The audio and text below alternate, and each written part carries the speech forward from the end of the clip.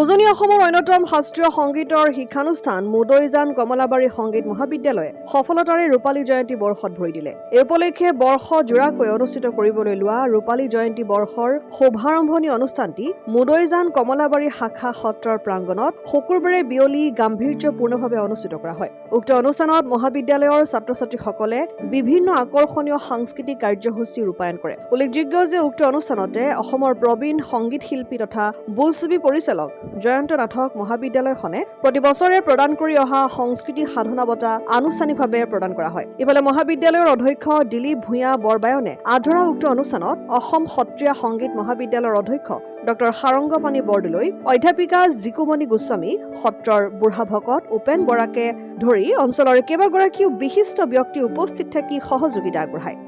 গতিকে এই ৰূপালী জয়ন্তী বৰ্ষত আমি 200ৰো অধিক আমি ছাত্ৰ ছাত্ৰী সংযুক্ত হৈছে, ইয়াৰ লগতে জড়িত হৈছে আৰু ইয়াত ৰাজ্যিক আৰু ৰাষ্ট্ৰীয় পৰ্যায়তো কেইবাগৰাকীও ছাত্ৰই উজলি উঠিছে।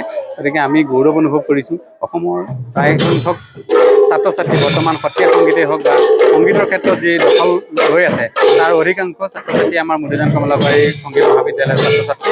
গতিকে আমি গৌৰৱ অনুভৱ কৰিছোঁ। আমাৰ ইয়াত শিক্ষা গ্ৰহণ কৰি বহুকেইজন ছাত্ৰই নিজাববীয়াকৈ স্কুল খুলি বৰ্তমান গুৰু সংস্কৃতিৰ প্ৰসাৰত ভৰ্তি হৈ আছে। আৰু আজি ৰূপালী জয়ন্তী বৰ্ষত উপনীত হৈ আমি এটা কথা উপলব্ধি কৰিছোঁ যে আমি কেতিয়াও কোনোদিনেই ছাত্ৰ ছাত্ৰী বিচাৰি বেনাৰ বা প্ৰচাৰ চলোৱা নাছিলোঁ। তাৰ মাজেদিও আজি 200 বা 250 ছাত্ৰ ছাত্ৰী আমাৰ ইয়াত সংযুক্ত হৈ আছে।